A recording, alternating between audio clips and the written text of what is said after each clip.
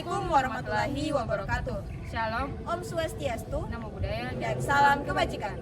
Halo semuanya, perkenalkan nama aku Safta Ramadhani Panigoro dengan NIM 811423065. dan saya Nisa Syama dengan NIM 811423124. Kita akan menjelaskan tentang penyakit kusta yang meliputi bagaimana cara penyebaran dari penyakit kusta dan cara pencegahan dari penyakit kusta. Teman-teman, kusta atau Hansen adalah penyakit infeksi kronis yang disebabkan oleh bakteri Mycobacterium leprae. Penyakit ini dapat menyerang kulit, saraf tepi, saluran pernapasan bagian atas, dan mata. Jika tidak ditangani, penyakit kusta ini dapat menyebabkan kerusakan permanen pada kulit, saraf, anggota tubuh, dan juga mata yang bisa berujung pada kecacatan. Suatu penyakit pasti ada penyebabnya.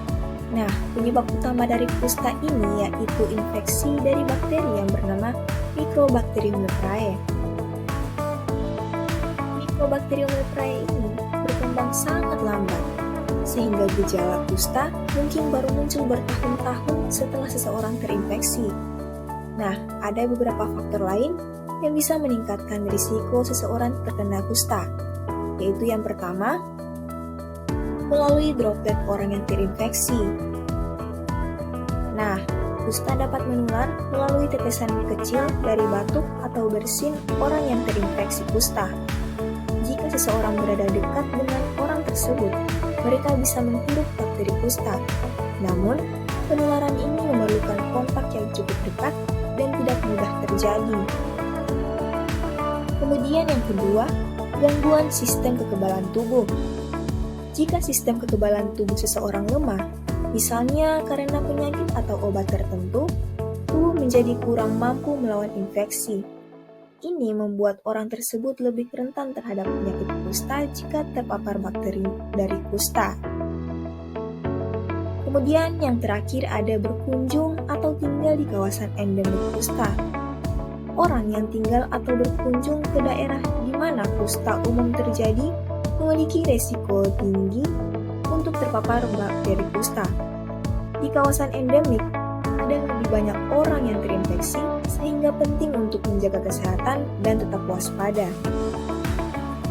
Penyakit kusta dapat ditandai dengan beberapa gejala yang signifikan. Nah, yang pertama ada mati rasa. Mati rasa yaitu hilangnya kemampuan untuk merasakan sentuhan, suhu, atau rasa sakit pada area tertentu di kulit. Nah, yang kedua ada anhidrosis, yaitu ketidakmampuan untuk berkeringat di area tertentu pada kulit. Yang ketiga ada lesi kulit, yang dimana bercak atau perubahan warna pada kulit yang dapat muncul sebagai bercak putih, merah, ataupun coklat. Yang keempat ada luka tanpa nyeri. Nah, luka tanpa nyeri yaitu luka yang tidak menimbulkan rasa sakit karena hilangnya sensasi pada area yang terinfeksi. Yang kelima, bengkak atau benjolan. Bengkak atau benjolan ini dapat muncul akibat peradangan atau pembengkakan saraf di bawah kulit. Yang keenam, rambut rontok. Kusta dapat menyebabkan kerontokan rambut di area yang terpengaruh. Yang ketujuh, gangguan saraf. Kusta dapat merusak saraf, terutama saraf parifer, yang dapat menyebabkan kelemahan otot dan kehilangan sensasi. Yang terakhir adalah masalah mata. Kusta ini dapat mempengaruhi saraf yang mengendalikan mata, menyebabkan masalah penglihatan. Teman-teman, kusta dapat diklasifikasikan menjadi beberapa jenis berdasarkan gejala dan tingkat keparahannya. Seperti yang pertama ada kusta tuberkuloid. Nah, kusta tuberkuloid ditandai dengan satu atau beberapa lesi kulit yang kering dan jelas, serta adanya respon imun yang baik. Penderita biasanya memiliki sedikit bakteri dalam tubuh. Gejalanya, lesi kulit yang tidak gatal, kehilangan sensasi, dan pembesaran kelenjar getah bening. Kemudian ada kusta lepromatosa, yaitu bentuk yang lebih parah dari kusta, ditandai dengan lebih banyak lesi kulit, kerusakan jaringan yang lebih luas, dan respon imun yang rendah. Penderita memiliki banyak bakteri dalam tubuh. Gejalanya, lesi kulit yang menyebar, kerontokan rambut, dan masalah pada saraf serta organ dalam. Kemudian ada kusta borderline. Kusta borderline berada di dalam kusta tuberkuloid dan lepromatosa. Ini mencakup variasi dalam gejala dan tingkat keparahan. Gejalanya, lesi kulit yang bervariasi, dengan beberapa menunjukkan karakteristik tuberkuloid dan lainnya itu lepromatosa. Kemudian ada kusta indeterminate. Kusta ini yaitu tahap awal infeksi, di mana gejala masih belum jelas dan sulit untuk diklasifikasikan.